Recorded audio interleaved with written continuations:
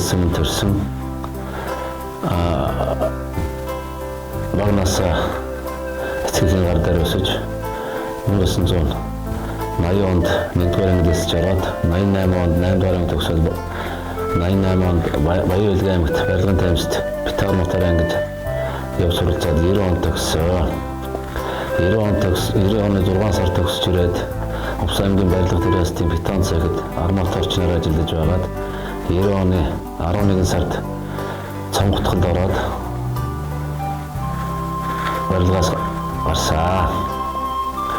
Тэгээд 1992 онд хугацаа зэргийн албанд Улаанбаатар хотод Хөлийн цэргийн ТV 164-р ангид хугацаа зэргийн албан хаагаад 93 онд халагдаж ирээд 93 оны 8 сард Увс аймгийн цагуурын газар холбоочноор ажилд ороод 95 оны 7 сард гарсаа. 1996 оны 4-р сард Хөлийн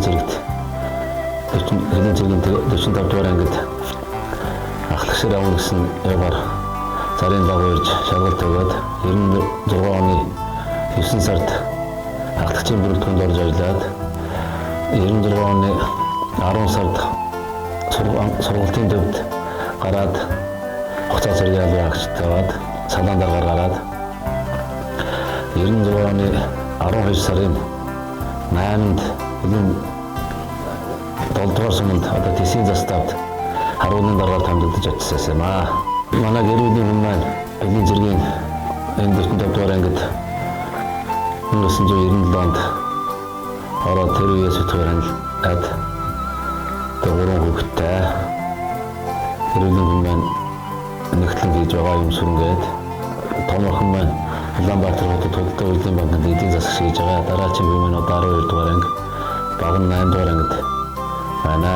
Амбил тавлаа. Тэр үед ангийн захирч Хурамдаа Болгоо, сургуулийн төвийн дараа Хурамдаа Болбаатар, сургуулийн төвийн шатавын дараагаар Хурамдаа Мандалсүрэн, сургуулийн төвийн жагсаалын дараагаар ахлагч Бумэрдэн, махаглагчаар ахлагч Анхаяр одоо өөрчлөлт төлөвт орсон хошууд цагдаа гарсан. Тэгэхээр хүмүүстэй хамт ажилласан. Сургуулийн төв одоо хуучин анги дээр хуучин дарааны хүртэл дараа манай ангийн палатканд байрлаж байсан. Усанд палатканд орно, байрны палатканд орно.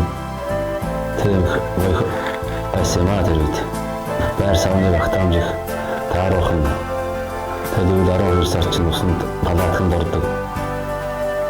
Цэргүүд нэг жижигэрэнд байрлан авч яваханд тийм гоё өрсөлдөв байсан төвчний дээр багт. Тэсийн застав 96 оны 12 сарын 8-нд сургуулийн тангараг өргөх карантин дуусаад 12 сарын 8-нд Тэсийн заставд 10 зэрэгт очиж байлаа. Тооцоход заставын дараа хашууч гамболд байсан. Жагсаалын дараа ахлагч Янжвин Жамсрын холбоочин Баян мөнгө, жолооч ахлагч Батчаргал, заставын орлогч Бадрах гэсэн бүрэлдэхүүн дээр очиж ажиллаж анхны аялал гараагаан Тэсийн заставд очиж харуулын гарцыг нэртэй газар анх гэр харуул дөрөвж байсан. Анх тэгэхэд нөгөө байнгын юм харуул байгаагүй гэр харуултаа айлаас гэр гууж аваачиж бид нэр малчтаас тавгийн цэндээд хүнээс жижиг гэрийн гууж аваачиж 5 зэрэгтэй бид нэр 12 сарын 14-наас 4 сарын 3 хүртэл ээлж байхгүй тэгж харуулын өргөөсдөж байлаа 5 зэрэгтэй. Давстад 97 оны 8 сард офицерын хөрсөнд яваад офицер болж ирээд 10 сарын 11 сард Давстын заставын сургалт хэрэгсэл орлогчоор анх тамдад нь очиж байлаа. Тамдад нь очиж заставын дарга Дэвтэрэн давын жаргал заставын орлогч нэг орлогчтой байсан. Би бүрд орж гээд шүүжин аялдаг аваа бүрд орж шүүж 2 дугаар заставын орлогчтой тамдад би аялын аваад очиж байлаа. Тэр үед хамтран ажиллаж байсан. Ахлагч Бумэрдэн, Сандгийн Бумэрдэн, ахлагч Нинжав, ахлагч Ниндорлог, ахлагч Батбаяр, хошууч Баяндалаа, ахлагч Өсөх Жаргал, нарийн хүмүүстэй хамтран ажиллаж байлаа. Новостын заставд 97 оноос 2002 он хүртэл застав орлогчоор ажиллаж байгаад 2002-аас 7 дугаар застав шинэ ашиглалтанд өгөөд 2002 оны 9 сараас 2 заставын хариуцсан хэсэг хариуцагчаар 2 жил ажилласан. 7 дугаар застав, 4 дугаар заставын хэсэг хариуцагч гэж тэгж ажиллаж байлаа. 2006 оны 12 сард бэлтгэл заставд энэ дараагаар томилж ирээд бэлтгэл заставын дараагаар 13 он хүртэл ажилласан.